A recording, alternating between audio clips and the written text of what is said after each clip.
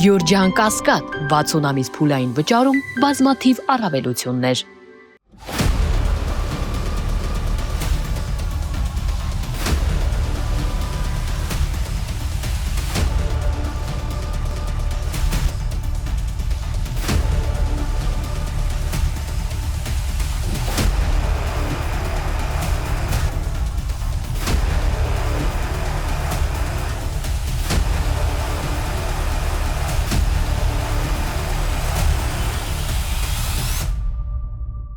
Բարև ձեզ, նախընտրական ոդքասթի հյուրը այսօր Իշխան Սաղաթելյանն է, Հայաստան դաշինքի երկրորդ ցուցակում երկրորդ համարը, ազգային ժողովի պատգամավոր։ Ողջույն, պարոն Սաղաթելյան։ Հարցս։ Ես ուզում եմ մենք այսօր ձեզ հետ քննարկենք ձեր առաջարկը, որ արդեն երկրորդ անգամ հրապարակում եք այդ առաջարկը, կոչ եք անում միանալ ձեր առաջարկին, բայց կարծես թե հստակ պատասխան մյուս ընդդիմադիր ուժերից դեռ չկա։ Եկեք մի քիչ մանրամասնենք կետ առ կետ։ Սիրով։ Ինչի մասին է ձեր առաջարկը։ Ասեք, առաջարկը դեռևս դեկտեմբեր ամսին ենք հրապարակային հնչեցրել, որից հետո խոսել ենք քաղաքական դաշտի գրեթե բոլոր դերակատար ուժերի հետ։ Նպատակը հետևյալն է, որ Հայաստանում կա ավտորիտար ռեժիմ, որտեղ նաև քննչական, դատախազական, ոստիկանական, այս ամբողջ համակարգը ներգրաված է իշխանության այս հանցագործ քայլերի եւ գործողությունների մեջ եւ ամեն ինչ անում են քաղաքական ուժերի գործունեությունը սահմանափակելու, քաղաքական գործիչներին ձերբակալելու, ոչ միայն քաղաքական Իսկ դուք առաջարկում եք ինչ անել։ Մենք առաջարկում ենք, որ համատեղ ուժերով պայքարել այս ավտորիտար ռեպրեսիվ ռեժիմի դեմ, որովհետև մեկ ուժ միայնակ առանձին Ինչ է նշանակում համատեղ ուժերով պայքարել։ Մշակել քայլերի եւ գործողությունների ծրագիր, առնվազն այդ հարցերում բանտարկյալների ազատություն, ընտրությունների օրինականության հսկողություն։ Այս հարցերում համատեղել ուժերը միասին պայքարել, որպեսզի կարողանանք կանգնեցնել այս հալածանքների շրջանը։ Ինչ է նշանակում միասին պայքարել, նշանակում է արդյոք որ միասնական հանրահավաքներ կազմակերպել, միասնական ակցիաներ անել։ Հանրահավաքը մի դետալը կարող է լինել այդ ընդհանուր քայլերի եւ գործողությունների, համատեղ հսկել նախընտրական շրջանում, բուն ընտրության օրը, հարկ եղած դեպքում նաեւ հետընտրական շրջանում առնվազն ընդդիմադիր դաշտի քաղաքական խոշոր միավորները իմ նշած հարցերի շուրջ համագործակցեն։ Հիմա պարզ բան եմ ասում, մեր ցուցակի առաջին 30 համարից առնվազն 2 հոգի այս պահին գտնվում է անազատության մեջ։ Ուժեղ Հայաստանի առաջնորդը գտնում է անազատության մեջ, չգիտեմ, Բաքրատ Սրբազանը, Վարդան Ղուկասյանը, այսինքն բազմաթիվ մարդիկ, մի քանի տասնյակ։ Արդյոք ընդդիմությունը միասնական ջանքերով ազատություն քաղբանտարկյալներին օրակարգով պետք է մի մեծ հանրահավաք չհրավիրի եւ այս խնդիրը Եվ ինչ ձեր այդ առաջարկը չեն ընդունում։ Խոսել ենք այս առաջարկով, դաշտի գրեթե բոլոր ուժերի հետ, ընդհանուր ըմբռնում կա մեր ներկայացած պետք է արվի, բայց դեռ վերջնական պայմանավորվածություն չկա։ Երբ որ շարունակում են ձերբակալություններ ու մեզ հարցնում են լավ ինչ եք առաջարկում, մենք որոշեցինք նաև հրապարակային մեր առաջարկությունը դնել սեղանին։ Ես կարծում շուտ թե ուշ նաև նրանք, ովքեր այսօր դիմադրություն են ցույց տալիս, գալու են այդ եզրակացությանը։ Իրավիճակն է թելադրելու նաև, որ դա անհրաժեշտություն է։ Իսկ նրանք ովքեր կհրաժարվեն։ Պարոն Սաղաթելյան, տեսեք, հիմա օդում կախված է ուժեղ Հայաստանը ընտրություններին չթողնելու այդ նարատիվը իշխանությունների եւ ակնհայտ է, որ վերջին զարգացումները, վերջին ձերբակալությունները, տնային կալանքը, խոզարկությունները եւ այլ, որ ուժեղ Հայաստանի շուրջ այս գործընթացը սկսել է, որը որ նաեւ հուշում է, որ այդ կուսակցությանը այդ ուժին իսկապես կարող են չգրանցել։ Թեև շատերն ասում են, այդ թվում նաև ուժեղ Հայաստանի ներկայացուցիչները, չէ, սա այն կարմիր գիծն է, որը որ Փաշինյանը չի հատի, որովհետև ինքն ուզում է իր եվրոպացի գործընկերների կարմիր գիծ վաղուց չկա։ Դա նկատի ունեն, որ եվրոպացիների իր գործընկերների համար ազատ ընտրություններ անցկացնելը կարևոր է, իսկ ընտրություններից առաջ թույլ չտալ, որ այդ ընտրություններին մասնակցի ամենաուժեղ ընդդիմադիր ուժը հարցականի տակ կդնի ընտրությունների արձագանք։ Եվրոպացի իր գործընկերների նպատակը Նիկոլ Փաշինյանի վերարտադրությունը ապահովելն է ցանկացած գնով։ Եվ դուք տեսել եք այս ժամանակահատվածում այսքան ապօրինություններ են տեղ ունեցել, որևէ մի անգամ դատապարտում, հայտարարություն, քննադատություն։ Բայց կարծում եմ Հունգարիայում տեղի ունեցած իրենց համար դաս է։ Երբ Վենսը բաց աջակցում է Օրբանին, երբ Միացյալ Նահանգներից հնչում են Օրբանին աջակցության։ Ես չգիտեմ դաս է թե ոչ, բայց մի բան ակնհայտ է եւ դա նաեւ ուղիղ շփումների ժամանակ են ասում եւ հրապարակային, որ իրենք ամեն կերպ միջամտելու են, բաց ասում են արդեն ինչպես ասեմ, ամեն ինչ անելու են այս իշխանության վերարտադրությունը ապահովելու համար։ Ընդ որում ակնհայտ նաեւ կանաչ լույս ունի ինքը այս ապօրինությունները շարունակելու։ Հետևաբար մտածել, որ Նիկոլ Փաշինյանը ունի կարմիր գիծ, Նիկոլ Փաշինյանը կարմիր գիծ չունի։ Նիկոլ Փաշինյանի դիմացը առնելու, այս մեքենան կանգնացնելու միակ ճանապարհը պատշաճ եւ համապատասխան հակազդեցություն ցույց տալն է։ Մեր առաջարկը հետեւյալն է, որ եկեք գիտակցենք վտանգի աշխարհը, ում հետ գործ ունենք եւ առնվազն այս հարցում պահենք այս միասնական ջանքերը, որպեսզի կարողանանք դիմագրավել։ Ընդ որում նաեւ մենք միակ ընտրություններին մասնակցող ուժն ենք, որ հրապարակային հայտարարել ենք, որ մենք պատրաստ ենք համագործակցել ընդդիմադիր դաշտի իրական ուժերի հետ, եթե այդ համագործակցությունից է կախված լինելու սրանց հեռացումը։ Նաև մենք հետ ընտրական գործընթացի մասին ենք արդեն խոսում։ Այո, նաև ուրախ ենք, որ դաշտում ի տարբերություն 21 թվականին կան մի քանի խոշոր ընդդիմադիր միավորներ, եւ այդ միավորները որքան լինեն ազդեցիկ, որքան ուժեղ, որքան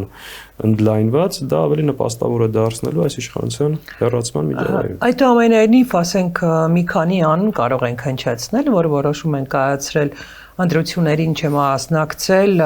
խոշոր այդ անդիմադիր ուժերին չխանգարելու համար կամ միանալ այդ ուժերին կամ իրենց աջակցությունը ցույց տալ, ասենք Արթուր Վանեցյանի հայրենիք կուսակցությունը ՀՀԿ-ն ասել է, որ չի մասնակցել, Ռաֆի Հովհաննիսյանը իր ժառանգությունով հայտարարել է, որ չեմ մասնակցելու, աջակցում ենք Սամվել Կարապետյանին։ Ըստ ձեզ այս գործընթացը շարունակական է լինելու, թե այդուամենայնիվ սեփական ամբիցիաները այնքան են, որ այդ փոքր ուժերը, ովքեր իսկապես այդ 4%-անոց շեմը հաղթահարելու շատ քիչ ռեալ շանս ունեն,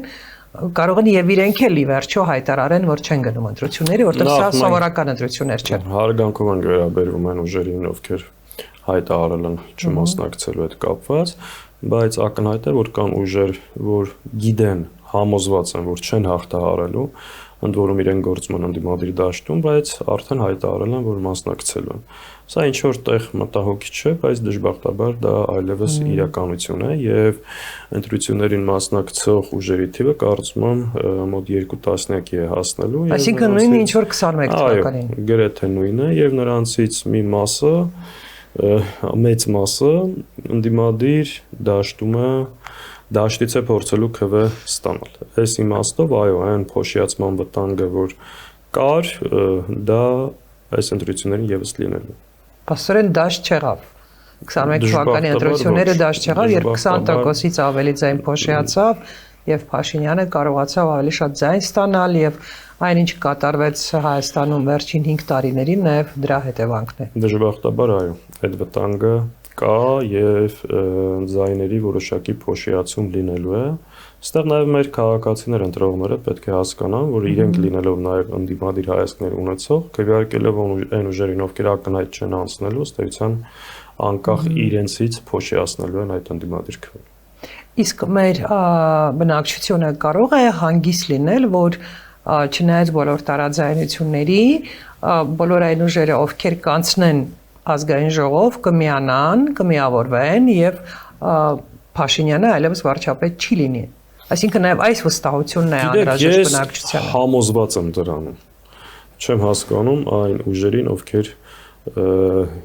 այս պայից սկսած հայտարարություններ են անում միանալու կամ չմիանալու հետ կապված։ Սա իշխանության կողմից ընդդիմության դաշտ նետված օրակարգ է, որին պետք է որևէ կերպ տեղիք չտալ։ Ինչու՞, որովհետև ով ում կմիանա, ինչ դասավորություն կլինի, այստեղ կարևորը որ ընդդիմության քվեն ավելի շատ լինի, իսկ ով կմիանա, դա ցույց կտա ընտրողների ընտրությունը, այսինքն Հայաստանի Հանրապետության քաղաքացին կորոշի ընդդիմադիր որ ուժին է ամենաշատը վստահում եւ նա կունենա նաեւ հնարավորություն վարչապետի տեխնացու առաջադրելու։ Եկեք գնանք այս ճանապարհով, հա, ենթադրենք իշխանությունները այդուամենայնիվ գրանցում են ուժեղ Հայաստան շարժումը, դաշինքը եւ ընտրություններին մի քանի մեծ ուժ է անցնում ազգային ժողով, այսինքն ուժեղ Հայաստանը, Հայաստան դաշինքը եւ Ծառուկյանի կուսակցությունը առաջարկ Հայաստանին։ Դուք Հայաստան դաշինքը կհամաձայնեք, որ վարչապետ լինի ուժեղ Հայաստանի շատ հստակ ենք ասել, շատ ուղիղ ենք ասել, որ այն ուժը, ով ընտրություններին կվերցնի ընդդիմության ամենամեծ քվեն, շատ տրամաբանական է, որ վարչապետ առաջադրելու իրավունքը, այսպես ասած, պատկանում է իրեն։ Շատ տրամաբանական է։ Իսկ դրան զուգահեռ նաև հայտարարել ենք, որ եթե մեր համագործակցությունից է կախված այս իշխանության հեռացումը, մենք պատրաստ ենք համագործակցության։ Ու միակ ուժը, որ շատ ուղիղ հայտարարել է, դա մենք։ Տեսեք, պարոն Սաղաթելյան, եւս մեկ հարց, հա։ Ես գիտեմ, որ կա մի բավականին մեծ զանգված հայաստանցիների, ովքեր ասում են, որ մենք գնալու ենք ընտրություններին եւ ընտրելու ենք Քոչարյանին եւ Հայաստան դաշինքը, որովհետեւ ուզում ենք, որ Հայաստանի անվտանգային հարցերով զբաղվի Ռոբերտ Քոչարյանը։ Մենք կարող ենք այսօր արդեն ասել, որ անկախ դրանից, թե դուք որտեղ կզբաղեցնեք, ասենք երկրորդը կլինեք, առաջինը կլինեք, երրորդը կլինեք, Ռոբերտ Քոչարյանը մաս է կազմելու կառավարությանը։ Ես այս բանին ընդհանրապես կարող եմ ասել, որ մենք գնում ենք ընտրությունների, ամեն ինչ անելու ենք մեր ծրագրերով, մեր թիմով, մեր թիմի առաջնորդությամբ առավելագույն քվեն ստանալու եւ այո, այս ընտրությունները դրանք ասֆալտ անելու կամ թոշակները բարձրացնելու մասին չեն։ Սա Հայաստանի ճակատագրի հայ մարդու ինքնությունը պահելու խնդիր է։ Եվ թիվ 1 խնդիրը մեր երկրի շարունակում է մնալ անվտանգությունը եւ Հայաստանի քաղաքացիների պաշտպանությունը։ Այս իմաստով այո, մենք ամենափորձառու ճանապարհ անցած թիմն ենք, ով ի վիճակի է երկիրը այս իրավիճակից դուրս բերելու։ Մեր նպատակն է կանխել այս իշխանության վերարտադրությունը եւ այո, մենք մեր մասնակցությունը մեր երկրի կառուցման, զարգացման մեջ ունենալու ենք։ Դա ինչ ֆորմատով կլինի, ինչ ճանապարհով, դա արդեն իրավիճակը ժամանակը ցույց կտա։ Իրոք այս պահին դժվար է նման հարցերի վերջնական պատասխան տալ, բայց մենք անմասն չենք մնալու մեր երկրի զարգացման, կառուցման, այս ճգնաժամային իրավիճակից դուրս բերելու գործընթացը։ Իսկ եթե այդուամենայնիվ ուժեղ Հայաստանը չի գրանցում իշխանությունը, ինչ է անելու Հայաստան դաշինքը։ Ամեն ինչ պետք է անել, որ գրանցվի։ Իսկ դրա ճանապարհը մենք դա կհամարենք ընդդիմադիր որևէ դաշտից որևէ քաղաքական լուրջ միավորի, եթե չեն գրանցում, դա խնդրեմա ընդհանուր ընդդիմության դաշտի։ Դուք կգաք Հայաստան դաշինքը կկազմակերպի բողոքի փողոցային ակցիաներ։ Մենք կլինենք այդ բողոքի պայքարի առաջին գծում եւ ամբողջությամբ մեր ողջ հնարավորություններով կնվիրենք այդ պայքարին, որովհետեւ դա գիտեք ինչ, այդտեղ կարևոր չի ընդդիմությունից ով որքան մանդատ կունենա խորհրդարանում, եթե այդ մանդատների ընդհանուր քանակը ավել չի գործող իշխանության մանդատներից։ Հետևաբար մեր համար շատ կարևոր է, մենք այստեղ շատ անկեղծ ենք, շատ ազնիվ ենք, շատ բաց ենք, որ խոշոր ընդդիմադիր միավորները մասնակցեն ու նորից եմ ասում, դրանով հեռացման միջավայրը հստակ է։ Պարոն Սաղաթելյան, կվերցնեք ձեր մանդատը, եթե Հայաստան դաշինքը անցնի ազգային ժողով, բայց Փաշինյանը մնա իշխանություն։ Ես ունեմ դրա հետ կապված որոշում, բայց այս բանի նպատակահարմար չի, ինչ ես։ Արդեն հասկանալի է դեպքում ինչ որոշում է։ Իսկ կարող ենք պատկերացնել մի իրավիճակ, որ փողոցային պայքարն էլ չի օգնում եւ իշխանությունները ասում են ոչ, չի լինելու։ Ուժեղ Հայաստանը չի լինելու ընտրած ցուցակում, որ Հայաստան դաշինքն էլ հրաժարվի ընտրություններից, Ծառուկյանն էլ հրաժարվի ընտրություններից, սա հնարավոր սցենար է։ Կպն մենակով գնա ընտրություն։ Ինչ կլիներ այս դեպքում։ Ես սրանց կողմից իմիջիալոց սա նոր չենք ասում։ Մենք 6 ամիս առաջ ենք այս վտանգների մասին խոսել։ Ինքը իր վերարտադրությունը ապահովելու համար պատրաստ է ցանկացած քայլի գնալու։ Սրա դեմը առնելու նորից եմ կրկնում, անընդհատ եմ կրկնելու։ Միակ ճանապարհը հակազդեցությունն է։ Ինքը պետք է հասկանա, եթե արգելեց, ընտրության չի հասնելու։ Մարդիկ դուրս են գալու փողոց, սրբեն տանան այս իշխանությունը։ Որովհետև շատ-շատերը այս տարիների ընթացքում նաև փողոցային պայքարի դժվարությունները նկատի ունենալով տարբեր պատճառներ այդ ճանապարհը չեն ընտրել։ Այսօր մարդիկ փորձում են գնալ ընտրության ճանապարհով, մերժել այս իշխանությանը։ Եթե ինքը սահմանափակում է քաղաքացիների այդ հնարավորությունը, այլևս մարդկանց այլ հնարավորություն չի թողում, որ դուրս գան փողոց, պարզապես սրբեն այս իշխանությանը։ Հետևաբար նորից եմ ասում, միակ ճանապարհը այդ սցենարները կանխելու համապատասխան ճնշումն է ու այս տրամադրությունը, որ եթե գնաք այդ ճանապարհով ընտրության չեք հասնելու։ Սա է մեր ասած։ Ճնշման մասին մեկ հարց, ես ունեմ մեկ հարց Հայաստան դաշինքին եւ անձամբ ձեզ, որովհետեւ դուք դադարել եք փողոցային պայքարը 23 թվականին, հա? Եվ այս 2 տարիներին Փաշինյանը ինչ ուզել արել է։ Եվ չի եղել ճնշում, չի եղել բողոքի ընդվզում չի եղել եւ նա փաստորեն նրա ձեռքերը բաց էին։ Ամենաանհեթեթ բանն անում էր, ամենաանհեթեթ հայտարարությունն ասում էր եւ ոչ ոք փողոց դուրս չէր գալիս եւ նա կարծում էր թե ամեն ինչ օքեյ է, ես կանեմ ամեն ինչ ուզում եմ։ Եվ ըստ էության այդ եվրոպացիների աջակցությունը, որի մասին ընդդիմությունը շատ է խոսել, նաեւ դրա պատճառով է իրենց մոտ այդ հստակ գիտակցում են, իրանք գիտակցում են, որ Փաշինյանը լուրջ աջակցություն ունի, նաեւ նրա պատճառով, որ ասենք պատկերացնել, որ մի մարդ կարա գա Հայաստանի ղեկավարը կարա գա ասի, որ դեռ պետք է հարցեր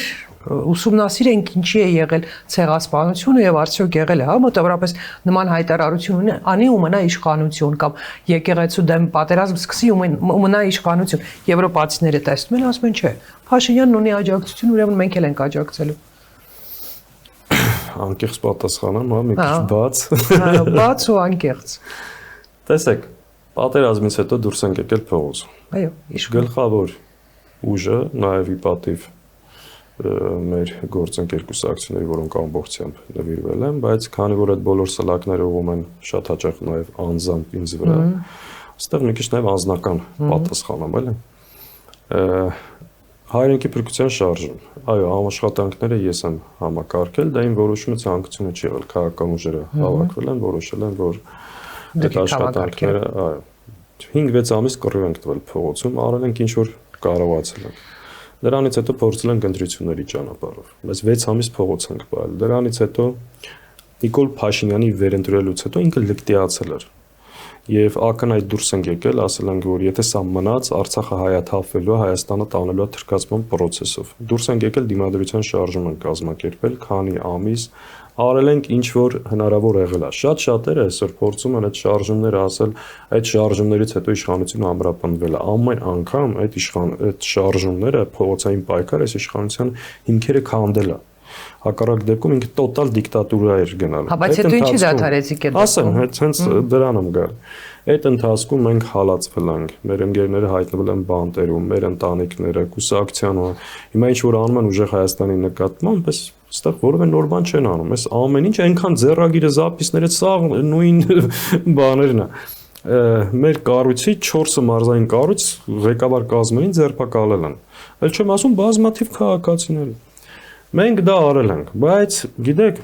նույնիսկ այս հայտարարությունը, երբ որ ես արեցի միասնական, գտնվեցին ինչ-որ լկտիներ, վայրահաճոցներ կապելով, բա էլի ուզում են ցույց ցրեն, չգիտեմ ինչ։ Դա խոսում են մարդիկ, ովքեր այս 5 տարվա մեջ որևէ պատասխանատվության տակ չեն մտել, որևէ քայլ չեն արել, որովհետև դա շատ ծանր աշխատանք է, երբ որ սպասում ես ձևավորում, պայքար ես կազմակերպում, մարդկանց փողոց ես դուրս բերում։ Այո, եթե դա չի ստացվում, դա մեծ թիրախ ես դառնում ու հարվածների ենթարկում, բայց մենք սխալներ այդ ժամանակահատվածում իհարկե ունեցել ենք, բայց դա եղել է պայքարողի սխալներ, այլ ոչ թե դավաճանի կամ անտարբեր։ Ամեն չեք պատասխանում, ինչու դադարեցիք։ Այդ ամբողջ ընթացքում մարդիկ արդեն բարբերաբար, որ դե դուք եք անում դրա համար քիչ մարդ է հավաքվում, դուք եք անում լավ չեք անում դրա համար չի ստացվում։ Այո, ինչ որ մի հատված մենք պաուզա խռովել ենք ազգից։ Չենք խռովել, բայց այսինքն ուզում ենք հասկանանք մեկը կար, որ իր վրա պատասխանատվություն Բայց ակնհայտ է, չէ՞ որ չկար։ Ինձ վաղուց ակնհայտ էր։ Ինձ հիմա էլ ակնհայտ։ Ես հիմա էլ գիտեմ, այդ խոսողներից որևէ մեկը երբեք չի իջնելու, իր վրա պատասխանատվություն չի վերցնելու, ինքը հարված ուտել պատրաստ չի, ոչ էլ ինքը հարվածողը։ Ես հիմա էլ դա լավ գիտեմ։ Բայց մեծ խոսում են, թող մեկը իր վրա վերցնի ու անի։ Ու միակ մարդը, որ իր վրա վերցրեց, դա Բագրատ Սրբազանն էր։ Իսկ ինչու տապալվեց Բագրատ Սրբազանի շարժումը։ Դրա մասին ունեք ձեր գնահատականը։ Դրա ես ունեմ շատ խորքային ունեմ, բայց ես կուզեմ դրա մասին Բագրատ Սրբազանը խոսի Աստված տա հնարավոր լինի։ Այո, Աստված տա, ու ինքը ստեղ կարծում եմ ասելիք ունի ու կարծում եմ շատերի դեմքն էլ կարա պատռի, շատ հարցերի պատասխան բացտավանալ, բայց գիտեք ինչ, ես մի բան ասեմ։ Ես տեսնում եմ օրինակ նույնիսկ այս համախմբման կոչը անելու, ուժերի հետ խոսելու եւ այլ, նույնիսկ այս պահին թիրախավորված սահմաններ անցնելով խփում են։ Մենք անձամբ ես չունեմ այդ սովորությունը կամ այդ իմ համար սկզբունքային է, որ ընդդիմադիր դաշտի իմ գործընկերներին, եթե բան ունեմ ասելու, դա ասում եմ իմ կշտամբանքը, շնորհակալությունը, քննադատությունը կամ վեճը, չգիտեմ, դա ասում եմ անձամբ 5 տարի այդպես է եղել։ Ու եթե շարունակ խփում են հրապարակային չես պատասխանում, դա չի նշանակում ասելիք չունես։ Դա չի նշանակում, որ այնքան բան չկա ասելու, բայց դրա ժամանակը չի։ Ու ես զարմանում եմ, որ այն մարդիկ, ում հետ իրոք ճանապարհ ենք անցել, իրոք նույն խրամատում ենք եղել, իրոք 1000 անգամ 1000 խնդիրների մեջով անցել ենք, ես իրանց թույլ են տալի այդքան իջնել։ Պարոն Սաղաթելյան, իսկ օրինակ չի կարող Հայաստան դաշինքը, օրինակ դուք վերջի այդ դաշինքի երկրորդ համարն եք, հայտարարում եք, որ այսօրվանից սկսած ինչ ուզում եք ասեք, ինչ ուզում եք արեք, Հայաստան դաշինքի բոլոր ներկայացուցիչները քննադատել են բացառապես իշխանություններին։ Ինչ ուզում եք մեր հասցեին ասեք։ Բայց ըստ էության դա ենք անում։ Չէ, հայտարարեք, նման հայտարարություն արեք։ Ես հայտարարել եմ դա։ Մեր դաշինքի ստեղծման համագումարին ես շատ ուղիղ եմ հայտարարել, որ հարգելի ընդդիմադիր դաշտի գործընկերներ, դուք մեր այսօրվա վաղվա պայքարի ընկերներն եք, դուք մեր համար թիրախ չեք, մենք ունենք մեկ թիրախ, դա իշխանությունն է։ Չէ, ամեն դեպքում ձեր թիմիկն են արձագանքում երեք նախագահի թիմի հայտարարություններին։ Այսինքն չափ գոյություն ունի։ Չէ, թող եթե իրենք անընդհատ խոսեն, նախ իրենք քիչ են։ Այդ խոսացողները քիչ են, դուք ավելի շատ եք։ Իրենք ընտրություններին չեն մասնակցում, որտեղ ցածր վարկանիշ ունեն։ Ինչ ուզում են թող անեն, եթե դուք չպատասխանեք, անիմաստ կլինի իրենց համար շարունակելը։ Մեր պատասխանը 2-3%-ից քիչ է։ Ընդ որում դա մենք վաղուց, այսինքն առնվազն падգամավորներ, տեխնացուներ, կուսակցությունների ղեկը։ Դուք տեսել եք դաշնակցությունից մեկը ընդդիմադիր դաշտից մեկին մի Իսկ հիմա չեք ափսոսում, որ 2021 թվականի այդ ընտրություններին, այդ նախընտրական փուլում չէիք փորձում ձեզ տարանջատել, ձեր դաշինքը Ռոբերտ Քոչարյանին տարանջատել Սերժ Սարգսյանից եւ նրա աջակցողներից, որտեղ եթե մարդիկ դուրս են եկել փողոց մերժելու Սերժ Սարգսյանին, հետո ամեն ինչ ստացվեց այնպես, որ Սերժ Սարգսյանի մասին մոռացան եւ հիմնական բոբոն դարձավ Ռոբերտ Քոչարյանը։ Մենք դա չենք արել, այդպես չենք մտածել, մենք մտածել ենք ունենք մի թիրախ, ներկայացնենք մեր ծրագրերը, 21-ին դեռ ուրիշ այլ տրամաբանությամբ ենք մասնակցել, որտեղ իրոք դա չենք համարել։ Բայց նաեւ այս ամբողջ ժամանակահատվածում ու նաեւ շատ այլանդակ կերպով այս օրերին տեսնում ենք, որ ինչ որ շրջանակներ, այսինքն լույսը բացվում է, Ինչու հենց հիմա, ինչու հենց հիմա պատճառով խնդիր ունեն դաշինքի հետ։ Խնդիր ունեն անձամբ Ռոբերտ Քոչարյանի հետ, ես հասկանում եմ, որ շատ լուրջ խնդիր ունեն նաև դաշնակցության հետ, ու գիտեք ինչն է այստեղ ծիծաղելի, որ իբր էս իրենց գրառումները, հայտարարությունները, որ այդպես տնով տեղով 7 հոգի է հետաքրքրված, ներկայացնում են իբր սրտացավություն, իբր ընդդիմության դաշտի հաջողության հասնելու քայլ գործողություն, բայց իրականում մի նպատակ ունեն։ թիրախավոր են ու ամենակեղտոտ բանը քվե մի տվեք, քանի որ իրենց քվեն փոշի անում է, այդ ձեր ցավը։ Եկեք այ քվեների պահը եւ հարցումների մասին մի քիչ խոսենք, հա, պարոն Սեղաթելյան։ Այսօր Հայաստանում չկա հարցում, որի արդյունքները իսկապես վստահելի լինեն։ Ով ինչ ձևով ուզում է, ներկայացնում է Մարը ասում է, որ այս մարդը, այս կուսակցությունը էսի տոկոս ունի եւ դու հասկանում ես, որ այդ հարցումներում Հայաստանում կանցկացվի 10 հարցում միաժամանակ եւ 10 հարցման արդյունքները կլինեն տարբեր։ Իհարկե, պատվերը տվողով դրա կգնա։ Ես ուզում եմ հասկանալ, բայց դուք արդեն 21 թվականին, հա, գնացել եք ընտրությունների, այդ թվում նաեւ հարցումներ են եղել, որոնք վկայում են, որ Հայաստան դաշինքը ունի ավելի լուրջ տոկոս քան իրականում ստացա, արդեն սա դաշ չի ձեր եւ մյուս ընդդիմադիր ուժերի համար ինքնախապեբայությամբ զբաղվելու իմաստը ո՞րն է։ Այսինքն ինչ նկատի ունեք։ Ես նկատի ունեմ, արդյոք օրինակ դուք, ձեր ուժը, մյուս ընդդիմադիր ուժերը իրական հարցումներ են պատվիրում, թե դուք պատվիրելով հարցումներ ասում եք մեզ ցույց տվեք այն տվյալները, որ մենք ուզում ենք տեսնել։ Դրա իմաստը ո՞րն է։ Դրա համար մենք մեր հարցումները չենք հրապարակում։ Բայց դուք մենք վերջին ամիսների ընթացքում, նույնիսկ այսպես ասեմ, դաշնակցությունը առանձին հարցումներ արել, նոյեմբերից սկսած 3 հարցում ենք պատվիրել։ Նախագահ Քոչարյանը եւս հարցում է պատվիրել եւ մենք 5-6 հարցում ունենք մեր ձեռքի տակ։ Վերջին հարցումները մենք չենք արել հանրությանը թվերով կերակրելու։ Այդ հարցումները մենք արել ենք մեր քաղաքական պլանավորումը իրականացնելու այս իմաստով։ Եվ այն ինչ որ հրապարակվում է, դա կապ չունի իրականության։ Իսկ ձեր այդ հարցմանը դուք ավելի ցածր ձայն ունեք, քան 21 թվականին իրականում ստացաք։ Ես այսպես ասեմ, շատ բան որ հարցումներով ցույց է տալիս, որ այո, որոշակի նվազում կա, բայց դա նաև վերջին հարցումը, որ ունեցել ենք, եղել է 20 օր առաջ։ Այսինքն նոր հայտարարություն անելու օրերին էր։ Ես վստահ եմ հիմա, որ հայտարարություն անելուց, ցուցակը հրապարակելուց, պայքարի մեջ մտնելուց հետո այդ թիվը բարձրանալու է, որովհետև ըստ էության մի քիչ ֆալշ ստարտել կա, էլի, այս բանի մեջ։ Բոլոր ուժերը քանի ամիս է սկսել են, բայց ըստ էության մենք նոր ենք հայտարարել։ Նոր ենք հրապարակել մեր տեխնացուն թիմը, իսկ նոր մտնում ենք այդ process-ի մեջ, բայց ես ուրիշ սոցիոլոգիա ունեմ, որը ամեն օր համոզվում եմ։ Ես նաև մեր դաշինքի շտաբի աշխատանքներն եմ համակարգում եւ ամեն օր Հայաստանի Հանրապետության բոլոր ընտրատարածքներով, նույնիսկ երբեմն շատ կոնկրետ տեղամասերով աշխատանք ենք իրականացնում եւ օրեցօր մենք տեսնում ենք մեր աշխատանքները ինչպես են ընդլայնվում, որքան մարդ է ներգրաված այս աշխատանքների մեջ, ինչպիսի բան ունենք, feedback ունենք, այսինքն բացարձակ այդպես խնդիր չկա։ Ես պարզ բան ասեմ, եթե մենք նման խնդիր տեսնենք, մենք ունենք այդքան։ Իսկ համոզված եք, որ ոչ մի անդիմադիր ուժ հունիսի 7-ին եւ ոչ էլ իշխանությունները 50+1 չեն հավաքել։ Այո։ Դրանում համոզված եք։ Ոչ մի անդիմադիր ուժ ու նաեւ այո։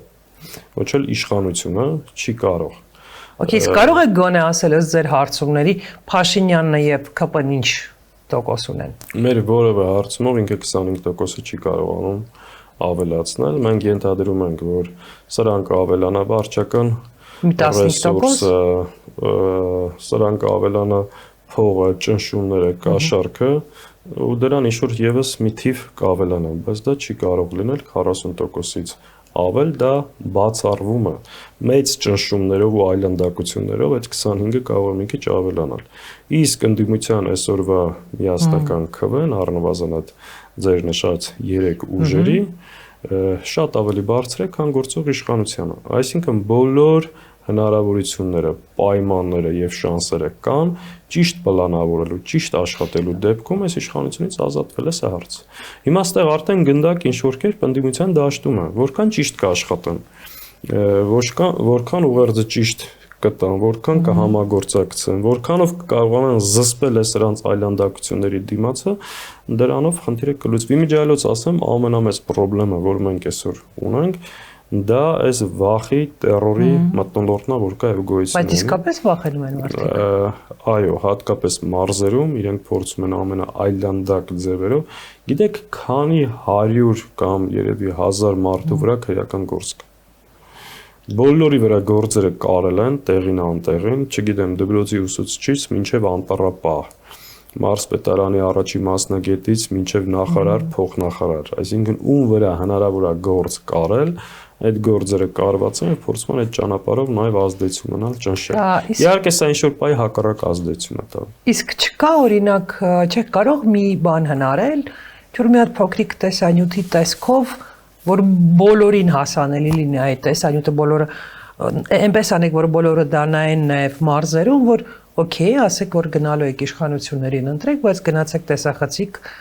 ընտրախցիկ եւ ըստ խղճի ընտրությունը։ Իհարկե անելու ենք։ Հիմա էլ արդից օգտվելով կարող եմ կոչ անել։ Որովհետեւ չեն, մարդ մեկը չեն, ոնց ինչպես պետք է վերահսկեն։ Սրանց ընդհանրապես մնացել է մաքսիմում 2 ամիս ժամանակ։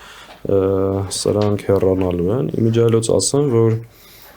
եթե տեսնում եք շատ հաճախ Նիկոլ Փաշինյանը ասում է, եթե սխալվել եմ, ինձ գնդակը հարեք պատերի տակ, գյուլեք ինձ, եթե ժողովուրդ ես սխալ եմ, բան, ես այդ մասին առիթ ունեցել եմ ասել, հիմա մեկ անգամ եւս ասեմ, որ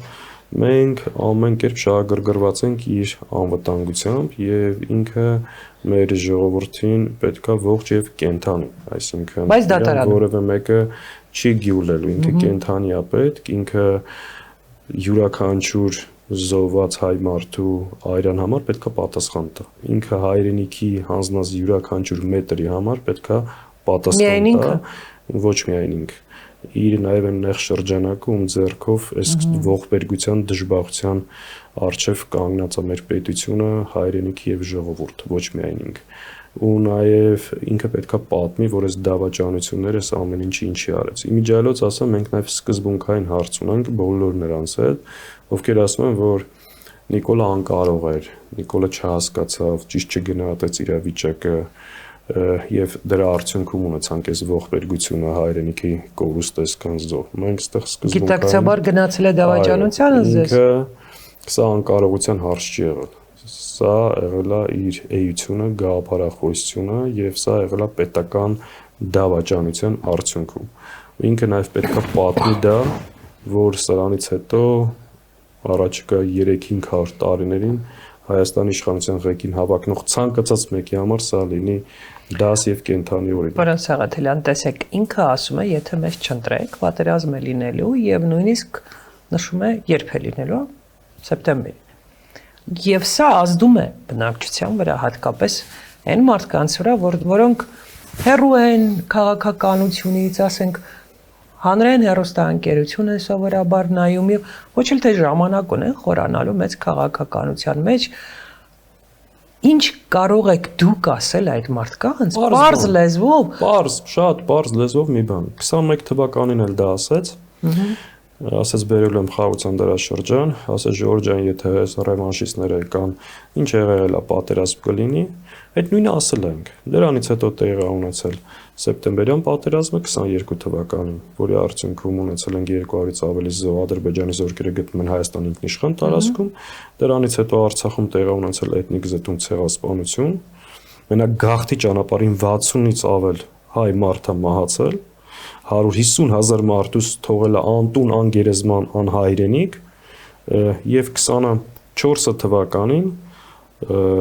իր կամքով հանձնել է ռազմավարական նշանակություն ունեցող տարածքներ Տավուշի մարզում եւ հիմա էլ հրապարակային հայտարարել ընտրվելուց հետո Հայաստանում հսկողության տակ կան ադրբեջանական տարածքներ, որը վերադարձնելու։ Այսինքն երբ որ ասում ենք ինչով հակադարձենք, պարզբանով էս նույն մարդը ձեզ 21 թվականին այդ տեքստը ասելա, այսքան ողբերգություն ա բերել։ Իսկ չեք կարծում, որ Փաշինյանի վստահությունը, որ ինքը նման հայտարարություններ կանի եւ միևնույն է քվեկը ստանա, նաեւ գալիս է նրանից, որ հայաստանցիների մի զգալի մասը իր հոգու խորքում մտածում է, ինչ է եղել, որ Թուրքիա կլինենք, թուրքերի հետ նորմալ կապրենք։ Գիտեք, ես մեր ժողովրդի մենք փորձում ենք դրա մասին չմտածել, բայց այդ կարծիքին չեմ, բայց գիտեք ինչ, երկրի ղեկավարությունը առհասարակ ինչպիսի քարոշչություն իրականացնում ես, ինչ ուղերձ տալիս ես, ինչ մթնոլորտ ստեղծում ես, ժողովուրդը ինչ որ բայ սկսում է նաև այդպես մտածել։ Երբ որ ինքը շարունակ ասում է մենք թույլ ենք, երբ որ ինքը շարունակ Ալիևով եւ Էրդողանով վախեցնում է մեր ժողովրդին, երբ որ շարունակ ասում է ճար չունենք, այդ տրամադրությունը դժբախտաբար երկրում ձևավորվում է, բայց սա այն նույն ժողովուրդն է, որ 90-ական թվականներին այն բահու քլունգով սկզբնական շրջանում ես ունեմ դրա բացատրությունը, որովհետև այն ժամանակ ինգի այդ ժողովուրդը գործ ուներ մեծ հաշվով ռուսների հետ, իսկ ռուսներից հայերը գենետիկորեն չեն վախենում, իսկ թուրքերից վախենում են։ Կա սրա պատասխանը։ Չհասկացա։ Այսինքն սովետական միության ժամանակ երբ որ հայերը գործում էին ռուսների հետ։ Հա, հայերը չէին վախենում ռուսներից։ Այն ժամանակ սովետական միության դեմ ընդվզել։ Հասկացա, բայց սովետական միությունում եւ ասենք դա մեծ երկիր էր, մտածում են դե ռուսը կա, էս կա, այն կա։ Իրենք թուրքի դեմ չէին պայքարում։ Իսկ հիմա քո ժողովուրդը հասել է այն աստիճանի, Փաշինյանը կարողացել է այդ բոլոր մարդկանց համոզել, շատերին համոզել, որ դուք սխալ եք ապրել, որ պետք չէր դարեր շարունակ թուրքերի դեմ պատերազմել, փորձել ինչ-որ մի ձևով անկախ մնալ եւ այլ։ Իմաստը ո՞րն է։ Նորմալ մարդիկ են։ Մենք էլ իրաց հետ արևտուրք անենք, կապրենք։ Պարզ մեխանիզմ է, պարզ սա փորձում է սրանով անել, բայց ես հակառակն ասեմ։ Նույնիսկ եթե այդ պատերազմ լինելու է, այդ պատերազմը անխուսափելի է, պետք է ամեն ինչ անել, որ Նիկոլ Փաշինյանը այդ ժամանակ այդ գերագույն գլխավոր հրամանատարի կարգավիճակը չունենա։ Նիկոլ Փաշինյանով այդ պատերազմի ելքը այլևս կարծում եք խուսափել է պատերազմը թուրքերի հետ։ Ես կարծում եմ, որ ինքը պատերազմով այս պահին վախեցնում է եւ այդ վտանգը առնվազն, այսինքն պատճառը չկա, Ադրբեջանը ինչ պատճառով պետք է ամեն ինչ արդեն վերցրել է Հայաստանի վրա։ Իմիջիալոց ինքը երբ որ ասում է խաղաղություն են բերել, վերջապես Հայաստան եւ Ադրբեջանի միջև կոնֆլիկտի հիմնական պատճառը Արցախն էր։ Դու հիմա էլ կա դեռ տրիպը, ճանապարհը։ Հիմա այսինքն այդ հանձնելուց հետո Տշնամուն բերել է Հայաստանի տարածքում նստացրել, այն որ մի հատ կրծքին քարտեզա կպցրել մարդկանց բաժանումը, նույնիսկ է դրա ամբողջական ինքը չունի։ Հիմա այսինքն պետք է ասել, տղա ջան, այդ քարտեզը, որ փակցրել ես, դրանից 200 կիլոմետր քառակուսի այս պահին գտնվում է Ադրբեջանի հսկողության տակ։ Պարոն Սաղաթելյան, իսկ դուք նկատել եք, որ հատկապես վերջին շաբաթներին Փաշինյանը հայտարարում է, որ ոչ միայն որ իրենք հաղթելու են այս ընտրություններին, այլ ունենալու են սահմանադրական մեծամասնություն եւ սա հենց այնպես հայտարարություն չի։ Հավանաբար Ալիևը, որ այս վերջին մի քանի ամսվա ընթացքում լուր է, ասենք սովորականի պես ամեն օր։ Լուր չէ, ինքը Նիկոլի շտաբի պետն է։ Հա, եթե ինքը Նիկոլի շտաբի պետն է, այսինքն ինքը խնդիր է դրել Փաշինյանի առջև, որ դու պետք է գնաս եւ ոչ միայն հաղթես, այլ նաեւ ստանաս սահմանադրական մեծամասնություն, որ կարողանաս կատարել մեր բոլոր պահանջները։ Նիկոլին, որ ինքը հրապարակի սահմանադրության փոփոխության նախագիծը մինչեւ ընտրություններ։ Այսինքն դա այնքան ակնհայտ է։ Նիկոլը, այսինքն իր խամաճիկն է, իր պահանջների Նիկոլ Փաշինյանի ԿՊ-ի նախընտրական ծրագիրը դա Ադրբեջանի պահանջների բացահայտ, այլևս ոչ քողարկված ձևակերպումն է։ Իմիջիալոց, եթե 21 թվականին ինքը խոսում էր Շուշիի եւ Հադրութի դեօկուպացիայի մասին, ինքնորոշման իրավունքի նման հարցերի մասին, եկավ ամբողջությամբ հակառակը արեց։ Հիմա ինքը շատ բաց է խաղում։ Այս իմաստով ես ուզում եմ հասկանալ ինչի է ինքը բաց խաղում։ Ինքը բաց է խաղում, որովհետև Բաքվից են ստիպում, որ բաց խաղա, թե ինքը բաց է խաղում, որովհետև համոզված է, որ ազգի մեծ մասը որոշել է գնալ թուրքերի հետ վարիշելու, Թուրքիա դառնալու ճանապարհով։ Ինքը տեղ չունի այլևս, մանևրելու, խաբելու դրա համար բաց է խաղում եւ նաեւ փորձում է սրանով արդարացնել այն ամեն ինչի ինչ որ արել է։ Երբ որ ասում է ես էլ էի ձերպես մտածում 5 տարի առաջ, հիմա եմ խելքի եկել, դա նա ասում է ընդհանրապես նրա համար ուղղակի արդարացնի են դավաճանությունները, հանձնումները, այն ամեն ինչը ինչ որ արել է մեր երկրի ժողովրդի գլխին, էսա։ Մեր ժամանակը ցավոք սպառվում է, չեմ կարող դեռ երկար ձեզ հետ խոսել, բայց հարցերը շատ են։ Միայն մեկ հարց տամ, հա, կա այսպիսի մի կարծիք, որ այս մնացած 1.5 ամսում, հատկապես մայիսի վերջերին Փաշինյանը իր գրպանում ունի ջոկեր, որը որ կհանի եւ այն մարդիկ, ովքեր իրենից հիասթափվել են, նորից իր աջակիցները կդառնան։ Դուք ինչ կարծիք եք եւ որն է աջակցը։ Ինքը արդեն ինչ անում է իր դեմ աշխատում։ Ինքը փորձեց վիզաների ազատականացում։ Ինքը փորձեց նույնիսկ կենսաթոշակները, այսինքն մի քանի ամիս որին դեմ էր խոսում, լկտի արտահայտություններ էր անում, վերջին պահին որոշեց 10,000 դրամ բարձրացնել։ Բայց դա ազդեց մարդկանց վրա։ Վստահ չեմ, որ ազդել է, որովհետև մարդիկ հասկանում են շատ պարզ մեր հանդիպումների ընթացքում էլ ասում են, բարձրացնող էր, թող մինչև հիմա աներ։ Իսկ ինչու՞ չեք ասում մարդկանց բարձրացրել է, լավ է արել է, արդեն բարձրացրել է, ոչի իջնելու։ Դուք ոչ մի ձևով պարտավորված չեք։ Իրանց լկտությունը նա է, որ ասում են, եթե մենք չընտրվենք, ով գա ձեր թոշակներ իջացնելու։ Երեք են հայտարարել ազգային ժողովում, այսինքն եթե մենք չլինենք, ով գա, նույնիսկ պայմանագրային զինծառայողներին հիմա մենք տեսնում ենք այնտեղ որոշակի հատվածի աշխատավարձը բարձրացրել եւ այլ, ասում են, եթե մենք չեկանք մի այլ ընդդիմադիր ուժ եկավ իշխանության, դա չեղարկելու է։ Ասում են թոշակները իջացնելու են, չգիտեմ, բնականաբար է սրանք, գիտեք, հաճախ նույնիսկ տեսակ երեք հայտարարեցին, որ ընդդիմությունը ամեն ինչ անում է հայ-ռուսական հարաբերությունները ինոգենտ, ընդդիմությանը ինոգենտ, ասեց ինչ ամեն ինչի մեջ մեղադրել են մենակ էդ մնացել։ Այսինքն սրանք իրոք գիտեն մարդկանց շարունակ հիմարացնել կամ հիմարի տեղ դնել։ Բայց հակառուսականությունը Փաշինյանի ինձ համար այնքան անտրամաբանական է, որովհետև նրա ընտրազանգվածի մի մեծ մասը դրանք թոշակառուներ են, ովքեր ապրում են, որովհետև իրենց տղաների ու աղջիկների ուղարկած գումարով, իսկ իրենց երեխաները իր հերթին աշխատում են Ռուսաստանում, այսինքն ինչ է ստացվում, որ դու Ռուսաստանից գումար ես, Ռուսաստանում աշխատող քո հարազատի օգնությամբ գումար ես ստանում, որ կարողանաս քիչ շատից նորմալ ապրել ու դրա համար շնորհակալ ես Նիկոլին եւ ուրախ ես, որ նա պարբերաբար Ռուսաստան եւ նա եւ նրա թիմը Ռուսաստանի դեմ ինքը դա հասկացել է, որ դες վերջին հայտարարությունները փոխել արդ։ Բայց չգիտեմ, էլ ասենք դրա ընդդիմությունը ինչի օրինակ դրա մասին չի խոսում։ Դե խոսում ենք էլի, նոր ինչ էինք անում, բայց լույսը բացվում է, մենք դրա մասին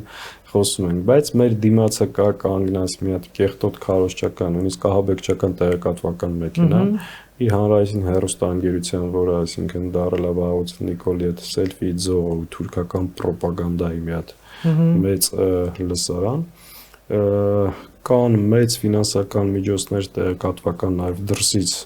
հովանավորվող եւ այս իմաստով այո մեր պայքարը դժվար է, բայց սա չի ենթադրում, որ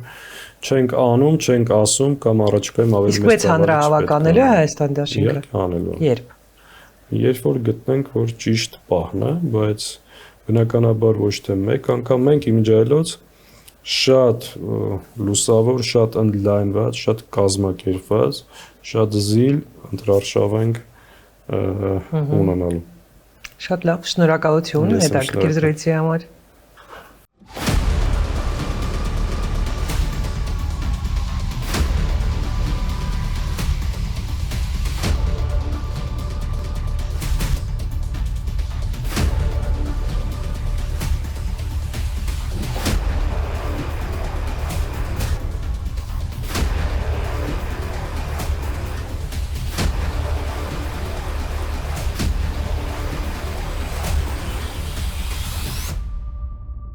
Գյուրջան Կասկադ 60 ամիս փուլային վճարում բազմաթիվ առավելություններ